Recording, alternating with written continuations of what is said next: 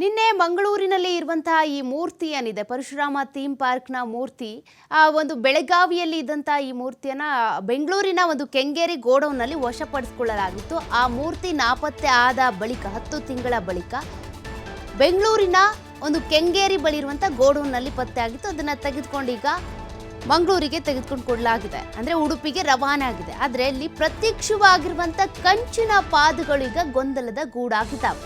ಕಾರ್ಕಳ ತಲುಪಿದೆ ಮೂರ್ತಿ, ಫೈಬರ್ದ ಮೂರ್ತಿ ಅಂತೇಳಿ ಈಗ ಆರೋಪ ಬಂದಿರುವಂಥದ್ದು. ಆದರೆ ಈ ಒಂದು ಬಿಡಿ ಭಾಗ ಎಲ್ಲಿಂದ ಬಂತು? ನಾಪತ್ತೆಯಾದ ಮೂರ್ತಿಯೇ ಬೇರೆ, ಪೊಲೀಸರು ಸೀಸ್ ಮಾಡಿರೋದೇ ಬೇರೆನಾ? ಹಾಗಾದ್ರೆ ಮತ್ತೆ ಜನರ ಕಣ್ಣಿಗೆ ಮಣ್ಣೆರ್ಚೋದಕ್ಕೆ ಮುಂದಾಯ್ತಾ ಉಡುಪಿ ನಿರ್ಮಿತಿ ಕೇಂದ್ರ ಅಂತ ನಾಪತ್ತೆಯಾದಂಥ ಮೂರ್ತಿಯ ಕಂಚಿನದ್ದೇ ಅಂತ ಬಿಂಬಿಸೋದಕ್ಕೆ ಈಗ ಪ್ರಯತ್ನ ಪಡ್ತಿದ್ದಾರಾ? ಪರಶುರಾಮ ಥೀಮ್ ಪಾರ್ಕ್ನಲ್ಲಿ ಈಗಲೂ ಕೂಡ 2 ಪಾದ ಇದೆ, ಆ 2 ಪಾದ ಕಂಚಿನದ್ದು. ಆದರೆ ಪೊಲೀಸರು ವಶಪಡಿಸಿಕೊಂಡಿರೋ ಮೂರ್ತಿ ಬೇರೆ, ಅಂದರೆ ಬೆಂಗಳೂರಿನ ಕೆಂಗೇರಿ ಗೋಡೌನ್ನಲ್ಲಿ ಇದ್ದಂಥ ಮೂರ್ತಿ ಬೇರೆ, ಆದರೆ ಇಲ್ಲಿ ಇರುವಂಥ ಪಾದಗಳೇ ಬೇರೆ. ಒಂದು ರೀತಿಯಾಗಿ ಗೊಂದಲದ ಗೂಡಾಗ್ತದೆ. 10 ತಿಂಗಳ ಹಿಂದೆ ಈ ಒಂದು ಮೂರ್ತಿ ನಾಪತ್ತೆ ಆಗಿತ್ತು. ಇದಕ್ಕೆ ಸಂಬಂಧಪಟ್ಟಂತೆ ತನಿಖೆ ಆಗಬೇಕು ಅಂತ ಸ್ಥಳೀಯರು ಆಗ್ರಹಿಸಿದ್ರು, ರಿಯಾಲಿಟಿ ಚೆಕ್ ಮಾಡಿದ್ರು. ಫೈಬರ್ನ ಮೂರ್ತಿ ಏನಿದೆ ಅದನ್ನು ಈ ಸುತ್ತಿಗೆಯನ್ನು ಬಡಿದು ಚೆಕ್ ಮಾಡಿದ್ರು. ಇದು ಫೈಬರ್ನದ್ದು, ಕಂಚು ಮಿಶ್ರಿತ ಅಲ್ವೇ ಅಲ್ಲ, ಕಂಚು ಇಲ್ವೇ ಇಲ್ಲ ಇದರಲ್ಲಿ ಅಂತ. ಆದ್ರೀಗ ನಿನ್ನೆ ಪೊಲೀಸರು ವಶಪಡಿಸಿಕೊಂಡು ಉಡುಪಿಗೆ ರವಾನೆ ಮಾಡಿರುವಂಥ ಈ ಮೂರ್ತಿಯ ಜೊತೆಗೆ 2 ಕಂಚಿನ ಪಾದಗಳು ಪತ್ತೆ ಆಗಿದ್ದಾವೆ. ಇದು ಎಲ್ಲಿಂದ ಬಂತು? ಹಾಗಾದರೆ ಯಾರು ತೆಗೆದುಕೊಂಡು ಬಂದಿಟ್ರು? ಈ ನಿರ್ಮಿತಿ ಕೇಂದ್ರ ಹಾಗಾದರೆ ಇನ್ನೂ ಕೂಡ ಇದು ಕಂಚಿನ ಮೂರ್ತಿನೇ ಅಂತ ಬಿಂಬಿಸಿ ಜನರಿಗೆ ವಂಚನೆ ಮಾಡುವಂಥ ಪ್ರಯತ್ನ ಮಾಡ್ತಾ ಇದೆಯಾ? ಪರಶುರಾಮನ ದೇವರಾಗಿ ಆರಾಧನೆ ಮಾಡುವಂಥ ಉಡುಪಿಯ ಜನತೆಗೆ ಹಾಗಾದರೆ ಇಲ್ಲೂ ಕೂಡ ಧಾರ್ಮಿಕ ವಂಚನೆಯನ್ನು ಮಾಡಲಾಗ್ತಾ ಇದೆಯಾ? ಮತ್ತೆ ಕ್ವಶನ್ಗಳು ರೈಸ್ ಆಗ್ತಾ ಇದ್ದಾವೆ. ಇದು ಕಂಚಿನ ಪ್ರತಿಮೆನಾ, ಫೈಬರ್ನದ್ದ ಅಂತ. ಆದರೆ ಪೊಲೀಸರು ವಶಪಡಿಸ್ಕೊಂಡಿರುವಂಥ ಮೂರ್ತಿನೇ ಬೇರೆ, ಅಲ್ಲಿ ಆ ಮೂರ್ತಿಯ ಜೊತೆಗೆ ಇರುವಂಥ ಪಾದಗಳೇ ಬೇರೆ, ಪಾದಗಳು ಕಂಚಿನದ್ದು ಅಂತ ಹೇಳ್ತಿದ್ದಾರೆ. ಹಾಗಾಗಿ ಆ ದೃಶ್ಯಗಳನ್ನ ನೀವು ಈ ಕಡೆ ವಿಂಡೋದಲ್ಲಿ ಲೆಫ್ಟ್ ಸೈಡ್ ನೋಡ್ತಾ ಇದ್ದೀರಲ್ಲ, ಅದು ಹಿಂದೆ ಅಂದರೆ ಈ ಮೂರ್ತಿ ನಾಪತ್ತೆ ಆಗೋದಕ್ಕೂ ಮುಂಚೆ ಆ ಮೂರ್ತಿಯನ್ನು ರಿಯಾಲಿಟಿ ಚೆಕ್ ಮಾಡುವಂಥ ಸಂದರ್ಭದಲ್ಲಿ ಮೂರ್ತಿಯಿಂದ ಈ ಫೈಬರ್ನ ಪುಡಿ ಉದುರುತ್ತಾ ಇದೆ ಅಂತ ರಿಯಾಲಿಟಿ ಚೆಕ್ ಮಾಡುವಂಥ ಸಂದರ್ಭದಲ್ಲಿ ಮಾಡಿದಂಥ ವಿಡಿಯೋ. ಅದರಲ್ಲಿ ಇದು ಫೈಬರ್ನದ್ದು ಅಂತ ಹೇಳಲಾಗ್ತಾ ಇತ್ತು. ಆದರೆ ಈ ಕಂಚಿನ ಪಾದಗಳು ಎಲ್ಲಿಂದ ಬಂದವು? ಇದಕ್ಕೆ ಸಂಬಂಧಪಟ್ಟಂತೆ ನಿನ್ನೆ ಗುತ್ತಿಗೆದಾರ ಕೂಡ ಒಂದಷ್ಟು ಆರೋಪ ಮಾಡ್ತಾ ಇದ್ರು. ಅದನ್ನು ಕೂಡ ನೀವು ನೋಡಿದ್ದೀರಾ. ದೊಡ್ಡ ಹೈ ಡ್ರಾಮಾನೇ ಮಾಡಿದ್ರು, ನಾವು ಈ ಮೂರ್ತಿಯನ್ನು ಪೊಲೀಸರು ವಶಕ್ಕೆ ಕೊಡೋದಿಲ್ಲ ಅಂತ. ಅದೆಲ್ಲ ಆದ ಬಳಿಕ ಈ ಕಂಚಿನ ಪಾದಗಳು ಹಾಗಾದರೆ ಎಲ್ಲಿಂದ ಬಂತು? ನಾಪತ್ತೆ ಆಗಿತ್ತಲ್ಲ ಈ ಮೂರ್ತಿ ಕಂಚಿನದ್ದೇ ಇದು ಅಂತ ಬಿಂಬಿಸೋದಕ್ಕೆ ಅಂತ ಹಾಗಾದರೆ ಏನಾದರೂ ಹುನ್ನಾರ ನಡೆಸಿದ್ದಾರಾ ಅನ್ನುವಂಥ ಪ್ರಶ್ನೆ ಕೂಡ ಹುಟ್ಟಾಕೊಳ್ತಾ ಇದೆ.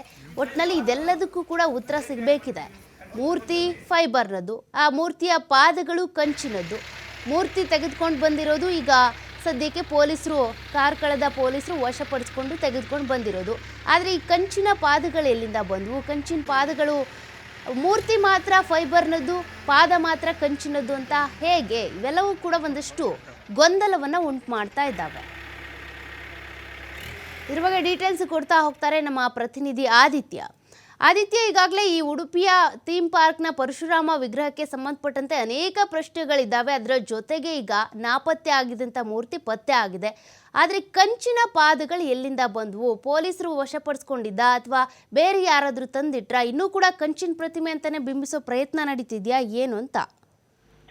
ಸೌಖ್ಯ, ಈ ಒಂದು ಪರಶುರಾಮಕ್ಕೆ ಸಂಬಂಧಪಟ್ಟಂತಹ ಒಂದು ವಿಗ್ರಹ ನಾಪತ್ತೆಯಾಗಿ ಸರಿಸುಮಾರು 10 ತಿಂಗಳು ಕಳೆದಿದೆ. 10 ತಿಂಗಳ ಬಳಿಕ ನಿನ್ನೆ ಏಕಾಏಕಿ ಪರಶುರಾಮ ಮೂರ್ತಿಗೆ ಸಂಬಂಧಪಟ್ಟಂತಹ ಬಿಡಿ ಭಾಗಗಳನ್ನ ಪೊಲೀಸರು ಬೆಂಗಳೂರಿನಿಂದ ವಶಪಡಿಸಿಕೊಂಡು ಕಾರ್ಕಳಕ್ಕೆ ತಂದಿದ್ರು.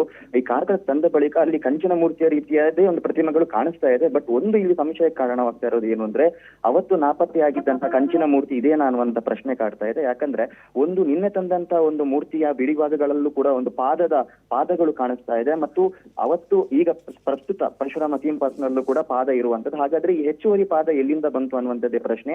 ಇದರ ಅರ್ಥ ಏನು ಅಂದ್ರೆ, ಕಳೆದ ಬಾರಿ ಏನು ಒಂದು ಪ್ರತಿಮೆ ನಾಪತ್ತೆ ಆಗಿತ್ತು, ಅದು ನಕಲಿ ಪ್ರತಿಮೆ ಆಗಿರುವಂತ ಸಾಧ್ಯತೆಗಳು ಇದೆ. ಅದು ಗ್ಲಾಸ್ ಫೈಬರ್ ನಿಂದ ಮಾಡಲಾಗಿತ್ತು ಅಂತ ಹೇಳಲಾಗ್ತಿತ್ತು. ಅದರ ಬದಲಾಗಿ ಆ ತೆರೆಮರೆಯಲ್ಲಿ ನಿರ್ಮಿತಿ ಕೇಂದ್ರ ಎಲ್ಲೋ ಒಂದು ಕಡೆ ಪ್ರಕರಣವನ್ನ ಮುಚ್ಚಿ ಹಾಕುವಂತ ಕಾರಣದಿಂದಾಗಿ ಹೊಸ ಪ್ರತಿಮೆಯನ್ನ ಮಾಡೋದಕ್ಕೆ ಆ ಒಂದು ಗುತ್ತಿಗೆಯನ್ನ ಮತ್ತೆ ನೀಡ್ತಾ ಅನ್ನುವಂತ ಪ್ರಶ್ನೆಗಳೆಲ್ಲವೂ ಕೂಡ ಮೂಡ್ತಾ ಇರುವಂತದ್ದು. ಮತ್ತು ನಿನ್ನೆ ಬಂದಂತ ಒಂದು ಕಂಚಿನ ಆ ಪ್ರತಿಮೆಯ ಒಂದು ಬಿಡಿ ಭಾಗಗಳ ಬಗ್ಗೆ ಕೂಡ ಸಾಕಷ್ಟು ಆಕ್ರೋಶ ಇದೆ. ಯಾಕಂದ್ರೆ ಈ ಹಿಂದೆ ಕೂಡ ಸಾಕಷ್ಟು ವಿಡಿಯೋಗಳು ಫೋಟೋಗಳು ವೈರಲ್ ಆಗಿತ್ತು. ಯಾವುದು ಅದರಲ್ಲಿ ನೋಡಿದಂತ ಸಂದರ್ಭ ಇದು ಕಂಚಿನ ಪ್ರತಿಮೆ ಎಲ್ಲ ಒಂದು ರೀತಿ ಗ್ಲಾಸ್ ಫೈಬರ್ ರೀತಿಯಲ್ಲಿದೆ ಮತ್ತು ಆ ಪ್ರತಿಮೆಯ ಒಂದು ರೂಪರೇಷೆಗಳು ಬೇರೆ ಬೇರೆ ಇತ್ತು. ಆದ್ರೆ ಈ ಬಾರಿ ಬಂದಂತ ಪ್ರತಿಮೆ ಅದರಿಂದ ತುಂಬಾ ಡಿಫರೆಂಟ್ ಆಗಿರುವಂತ ಕಾರಣದಿಂದಾಗಿ ಎಲ್ಲೋ ಒಂದು ಕಡೆ ಇದು ಸಾಕಷ್ಟು ಅನುಮಾನಗಳಿಗೆ ಕಾರಣವಾಗಿದೆ. ಈಗಾಗಲೇ ಒಂದು ಮೂರ್ತಿಯ ಬಿಡಿ ಭಾಗಗಳು ಏನಿದೆ ಇದೀಗ ಕಾರ್ಕಳ ಪೊಲೀಸರು ಒಂದು ಸುಪರ್ದಲ್ಲಿ ಇದೆ. ಅಲ್ಲಿ CCTVಯನ್ನೆಲ್ಲ ಹಾಕಿ ಅವರು ಕಣ್ಗಾವಲಿನಲ್ಲಿ ಇಟ್ಟಿದ್ದಾರೆ. ಇನ್ನು ತನಿಖೆ ನಡೀತಾ ಇದೆ. ಇನ್ನು ಹೆಚ್ಚಿನ ಮಾಹಿತಿ ಬರುವಂತ ಸಾಧ್ಯತೆಗಳು ಕೂಡ ಇದೆ. ಸೌಖ್ಯ. Thank you Aditya ಡೀಟೇಲ್ಸ್ಗೆ.